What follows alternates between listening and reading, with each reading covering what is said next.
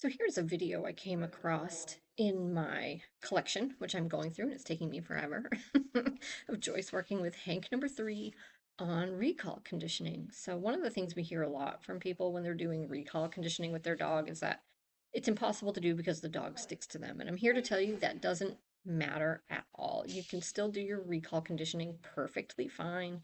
Yes, ultimately, at some point in time, you're going to want to get some distance between you and the dog. But you actually don't want a lot of distance at first because the whole idea, guys, is you're teaching them not only what the word means and attaching the behavior to it, but you're teaching them what the e-collar means and that it shuts off the moment they get to you.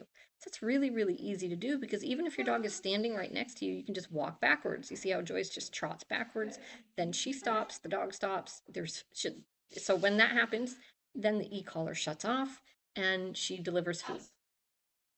If your dog's not into food, you don't have to use food, but we always use food in the beginning for most things if the dog is motivated by it because there's usually no harm in doing that and it just helps really build up the behavior and kind of cement it in their little doggy brains. So we'll use food if the dog's into food.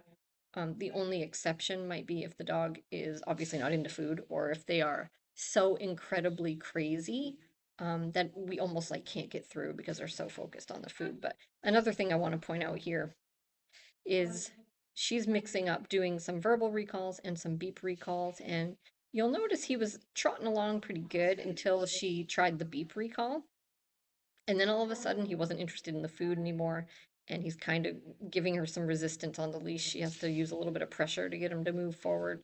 And I'm assuming that that's probably because of his previous experience with e-collars. So his owners had DIY'd some stuff or tried to with him. It didn't work out so well, which is why he's here.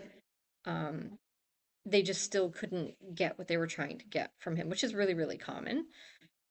And we had to work him through a whole bunch of that when he was here, getting him to respond to e-call and understand how it was tied to his behavior. But we don't stop because of that, guys. We just work him through it and keep showing him the patterns. All you have to do.